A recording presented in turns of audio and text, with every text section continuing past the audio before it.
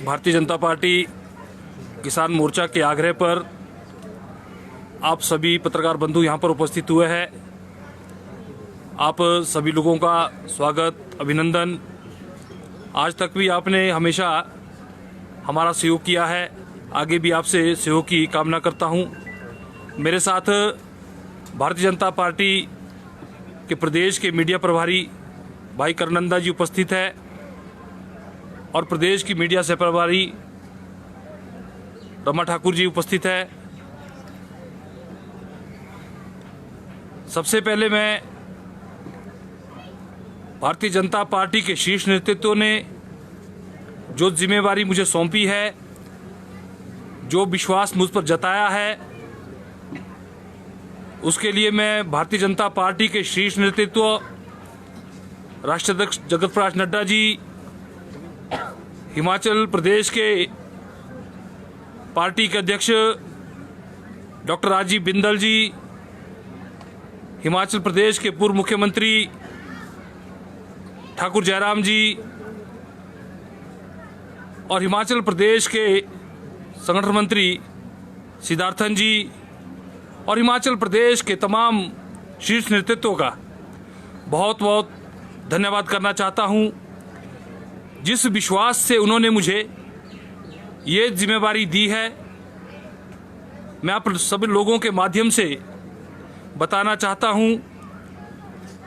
और आश्वासन ही नहीं, पूरा अपने नेतृत्व की आशाओं पर खरा उतरने की हर संभव प्रयास करूंगा, कोशिश करूंगा। इससे पहले भी संगठन ने जब जब जो जिम्मेवारी मुझे दी है उसका मैंने प्रयास करके, मेहनत करके उन जिम्मेदारियों को निभाया है और हिमाचल प्रदेश के किसानों और बागवानों की जो जिम्मेवारी किसान मोर्चा के रूप में मुझे पार्टी ने दी है, उस जिम्मेवारी को निभाते हुए हिमाचल प्रदेश के किसानों और बागवानों के लिए हमेशा लड़ता रहूंगा, हमेशा खड़ा रहूंगा। और सरकार चाहे केंद्र की हो चाहे प्रदेश की हो, सरकार की नीतियों को, सरकार की योजनाओं को किसानों बागवानों तक पहुंचाना और किसानों बागवानों की समस्याओं को सरकार तक ले जाना, वो चाहे मेमोरेंडम के माध्यम से हो, चाहे किसी योजना को इम्प्लीमेंट करने के लिए या किसानों और बागवानों की समस्याओं को सुलझाने के लिए, खेत से लेकर विधानसभा और लोकसभा तक जाने की यदि बात आती है, उसके लिए भी हम कहीं पीछे नहीं हटेंगे। साथियों, जिस तरह से इस बार हिमाचल प्रदेश में अभी सीजन चल ही रहा है, चाहे किन्नौर का कुछ क्षेत्र रह गया हो, चाहे शिमला जिला का कुछ क्षेत्र रह गया हो, अभी तक सरकारी आंकड़ों के अनुसार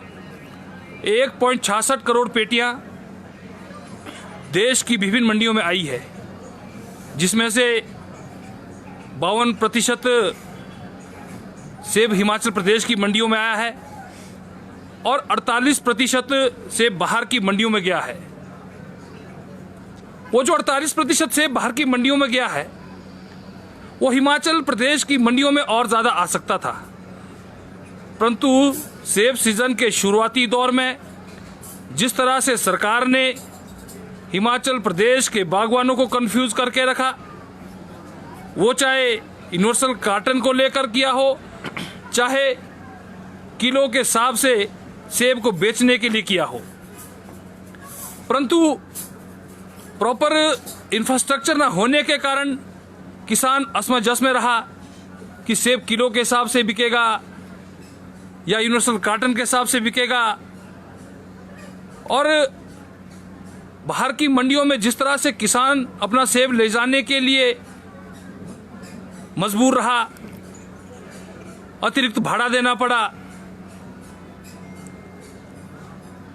और जो दूर की मंडियां थी,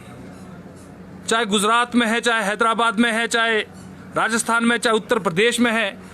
किसान के 2-2 दिन जाने में लगते और आने में लगते, और उसके अलावा उनका जो खर्च भी वहन करना पड़ा, उसके लिए सरकार जिम्मेवार है। जिस तरह से एचपीएमसी और हिमफेड के जो एमआईएस के कांटे हैं समय पर ना खुले और एक किसान को मजबूरन अपना सेब नाले में फेंकना पड़ा, और उस पर सरकार द्वारा जिस तरह से जुर्माना लगाया गया वो दुर्भाग्यपूर्ण है। हर वर्ष एचपीएमसी और हिमफेड के माध्यम से जो सेब खरीदारी होती है, उस खरीद के बाद जब वो सेब परमाणु को जाता है, कांटे जहां पर लगते हैं उन कांटों पर अंत समय में जब सेब डिस्ट्रॉय होता है, जो खराब सेब वहां नालों में फेंका जाता है, उसका मुझे लगता है सरकार ने आंकलन नहीं किया होगा, ना ही इस वर्ष कर रही है। और जिस तरह से फैक्ट्रियों के कारण किसानों की फसल के बीच केमिकल जाता है और पोल्यूशन डिपार्टमेंट उसकी कभी चिंता नहीं करता, और सिर्फ एक गरीब किसान पर 1 लाख का जुर्माना करता है, ये बहुत दुर्भाग्यपूर्ण बात हमारे प्रदेश के लिए है। और जिस तरह से केंद्र सरकार प्रधानमंत्री फसल बीमा योजना के तहत किसानों को लाभान्वित करती है, अभी हिमाचल प्रदेश की सरकार ने भी उसको अडॉप्ट किया है, और निश्चित रूप से केंद्र सरकार की इस योजना से किसानों को लाभ मिलेगा। रबी और खरीफ की जो फसल, चाहे धान है, चाहे गेहूं है, चाहे मक्की है,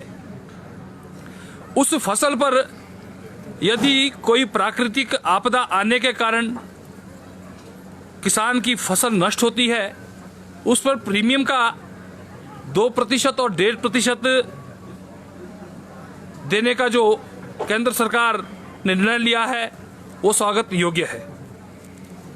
साथियों, हिमाचल प्रदेश के अंदर भारतीय जनता पार्टी की सरकार पिछले 5 वर्ष रही। एक ऐतिहासिक निर्णय रहा कि 3.5 रुपए 5 साल में एमआईएस का रेट बढ़ा, सेब का समर्थन मूल्य मिला। इसके लिए मैं पूर्व सरकार का धन्यवाद करना चाहता हूं। जिस तरह से प्रोसेसिंग और कोल्ड स्टोर को लगाने के लिए सरकार ने प्रयास किया, आज पराला के अंदर प्रोसेसिंग यूनिट बन रहा है, कोल्ड स्टोर बन रहा है, और रोडू में भी अभी 25 करोड़ की लागत से बनकर तैयार हुआ है। और आगे भी जिस तरह से मैंने पहले भी कहा कि मेरी पार्टी ने, मेरे प्रदेश के नेतृत्व ने, मेरे केंद्र के नेतृत्व ने मुझ पर विश्वास जताया है और किसानों के हक के लिए हमेशा लड़ेंगे, चाहे आंदोलन के माध्यम से लड़ना पड़े, चाहे जिस तरह से भी, चाहे धरना प्रदर्शन करना पड़े, हम हमेशा किसानों के साथ खड़ा रहेंगे। आप सभी इस वार्ता में आए और आगे भी आप हमारा सहयोग करेंगे। आप सभी का भी बहुत बहुत धन्यवाद।